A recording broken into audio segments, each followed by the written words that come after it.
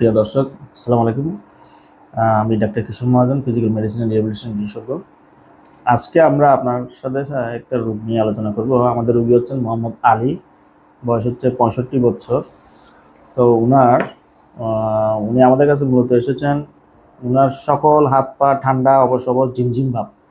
হ্যাঁ, মানে সকল হাত পায়ে খুব ঠান্ডা ফিলিংস হচ্ছে, কোল্ড সেন্সেশন হচ্ছে, এবং উনার আগে থেকে ডায়াবেটিস ছিল, এবং ডায়াবেটিসের সাথে সাথে আমরা যেটা বলে থাকি ডায়াবেটিক পেরিফেরাল নিউরোপ্যাথি। হ্যাঁ, পেরিফেরাল নিউরোপ্যাথিটা হচ্ছে উনার যে নার্ভগুলো আছে সেগুলো মোটামুটি একটু ফাংশন কমে যাওয়া আর কি। হ্যাঁ, তো আমরা এটা কনফার্ম করার জন্য আমরা একটা টেস্ট করি, নার্ভ কন্ডাকশন স্টাডি টেস্ট করি।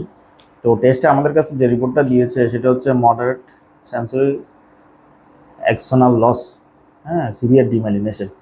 মানে এটা যেটা হচ্ছে মানে আনকন্ট্রোল ডায়াবেটিস। যদি ডায়াবেটিস অনিয়ন্ত্রিত থাকে দীর্ঘদিন ধরে, তাহলে আমাদের যে নার্ভের উপরে যে কাভারিংগুলো আছে ওগুলো এফেক্ট হয়, এবং নার্ভের যে কন্ডাকশন এটা কমে যায়।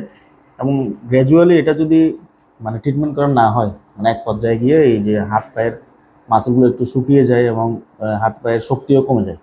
এবং আমরা যদি দেখি আমাদের রুগীর কিন্তু এখানে আপনার যদি দেখি হাতের মাসলগুলো কিন্তু অনেকটুকু শুকিয়ে গেছে এই জায়গায়। যেমন আমরা যদি নর্মালি কম্পেয়ার করি, এখানে কিন্তু মাসল ভালো থাকে, কিন্তু মাসলগুলো শুকিয়ে গেছে, প্লাস এগুলো একটু একটু ড্রাই এবং একটু খসখসে ভাব। ওই হাতটাও সেম, পুরো আঙুলগুলো শুকিয়ে মানে মাসলগুলো শুকিয়ে গেছে, এবং এগুলো একটু ড্রাই হয়ে গেছে, মানে স্মুথনেসটা একটু কমে গিয়েছে হাতের, এবং এনার্জিও একটু কম পান, ঠিক না?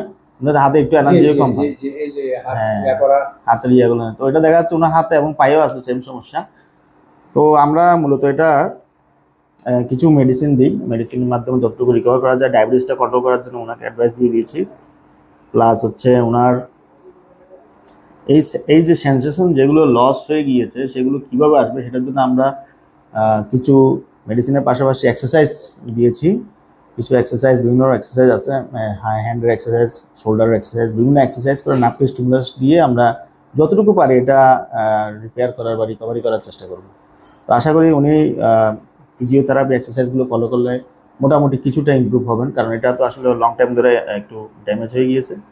তো এই ধরনের ক্ষেত্রে আমাদের যেটা ফলো করতে হবে, প্রত্যেক ডায়াবেটিস পেশেন্টদেরকে এসব ব্যাপারে সতর্ক থাকতে হবে, ডায়াবেটিস নিয়ন্ত্রণে রাখতে হবে ডায়েটিংয়ের মাধ্যমে, এবং প্রপার একজন মেডিসিন বা এন্ডোক্রাইনোলজিস্টের আন্ডার থেকে ডায়াবেটিসটা নিয়ন্ত্রণ রাখতে হবে।